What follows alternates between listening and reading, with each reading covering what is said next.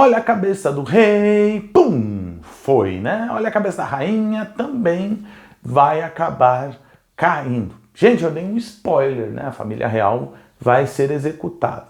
Mas por quê? Vamos lá, fiquem comigo que hoje nós vamos para a nossa aula número 2 da Revolução Francesa, entre os anos de 1792 e 1795.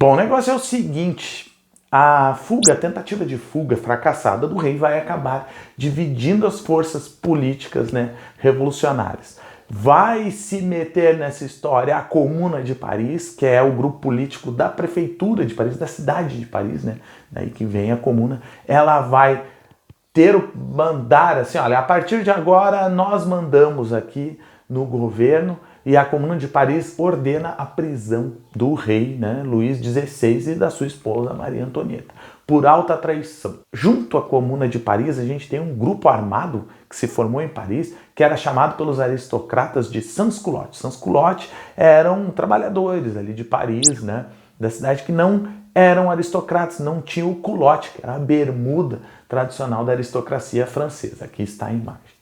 O rei está preso, a Assembleia Nacional termina a sua Constituição e vai votar, né, vai formar, né, a partir daí um novo governo. Em setembro de 1792, a gente tem a formação de um novo governo e aí novas forças políticas acabam se formando. Por um lado, Danton e os Cordeliers, tem os Feuillantes, que era um grupo mais voltado à economia. Os jacobinos agora, a ala mais radical dos jacobinos acaba ganhando força com os irmãos Robespierre e Marat, por exemplo. A gente tem também a formação de um grupo político mais moderado, né, burguês, que são os membros, um desses membros era ex-jacobino, que é o Brissot, e o Brissot era da região da Gironda, uma região noroeste da França, famosa pelo comércio, né, forte comercialmente. Daí esse grupo vai ser chamado de girondino. Então a gente tem uma divisão. A maioria dos deputados vai ficar na Assembleia, não vai ter uma ideia própria, eles vão seguir, né, as ideias que lhes são convenientes. Esse grande grupo aí vai ficar no centro da Assembleia, vai ser chamado de pântano ou planície. Já os jacobinos e os grupos, né, como dos Cordeliers, vão ficar na parte alta do salão, vão ser conhecidos como a montanha, tá? Os girondinos vão ficar ali abaixo. Então, há sim uma formação de grupos políticos por causa da Convenção Nacional, né, que é agora o governo francês. Nesta convenção, o Robespierre vai lançar a proposta. Vamos matar ou não vamos matar o rei? Eu voto por matar o rei. E aí a gente vai ter dentro da Convenção Nacional uma divisão. Aqueles que vão votar pela execução do rei ficarão do lado esquerdo. Aqueles que vão votar contra a execução do rei ficarão do lado direito. Nestes grupos, nessa divisão, a gente vai ter os girondinos do lado direito e os jacobinos mais localizados ao lado esquerdo. Daí nasce a ideia, né, de direita e esquerda na política. Os jacobinos vencem, o rei é condenado à morte, e aí a gente tem uma formação de uma primeira coligação das monarquias estrangeiras para invadir a França.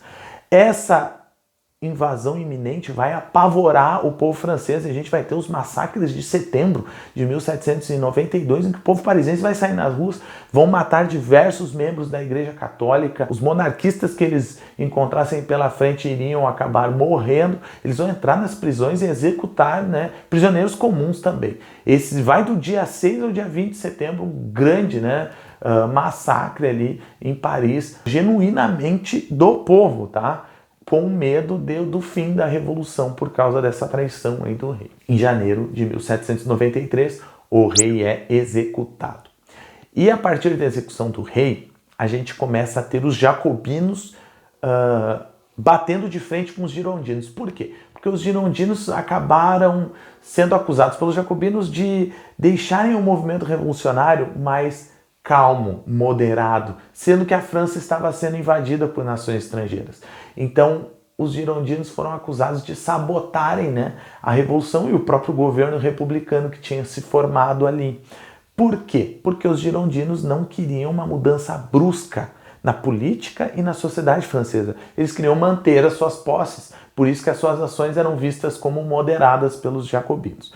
Os jacobinos, então, tomam o poder. Eles tomam o poder e transformam, né, a Convenção Nacional, criando dois comitês, como o Comitê de Salvação Pública e o Comitê de Segurança Geral, para poder trazer mudanças que impedissem, né, a vitória desta contra-revolução aí que estava invadindo a França.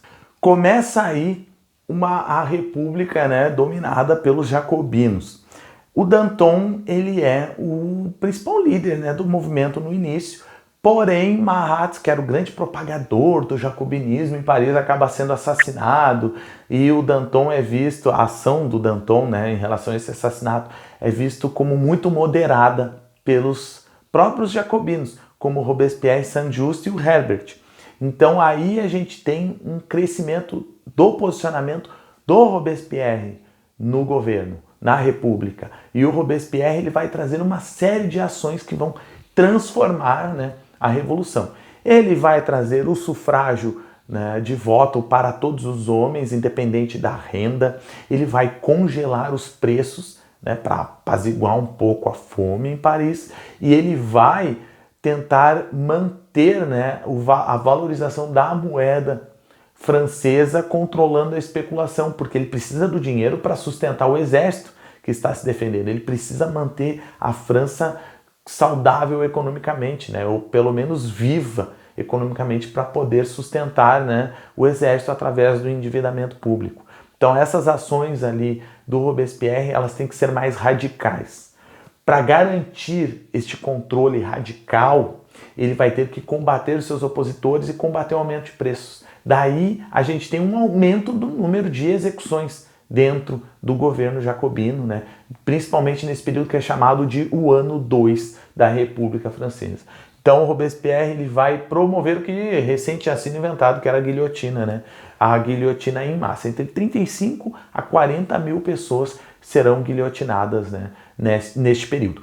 Um inglês que estava na Revolução observando, né, um conservador, né, inglês ali chamado Edmund Burke, ele vai dizer: nossa, isso aqui é a República do Terror, os jacobinos estão tocando horror aí.